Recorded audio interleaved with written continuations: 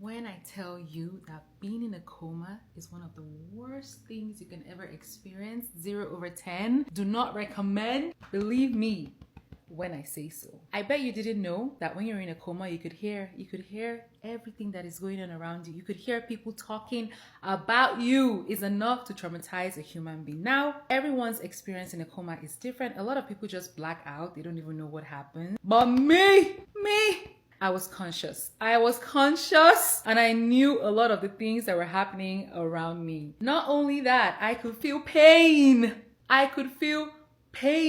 had like 10 IVs in my arm, and when they turned me over, I felt it and I was screaming inside. There was even a time where one of my IVs blew up, like my arm was swollen and they had to pump it out. So they were squeezing my arm and I was just dying a little bit inside every time. So the reason why I was in a coma is because I had septic shock and they had to put me in a coma so that they could administer all the treatments and all the IVs for me. And when I tell you, when I found out that I was in a coma, bruh, it was the worst experience of my life. Like, I was panicking in there, and there's no way of signaling to the outside world that you can hear what is going on. You can feel the pain, and you're still in there. You're conscious. They don't know. Luckily for me, I was in and out. Sometimes I would come to, and when I get super anxious with everything that is going on and I start to panic inside, I black out again. And apparently I was crying a lot when I was in the coma, and it's because I knew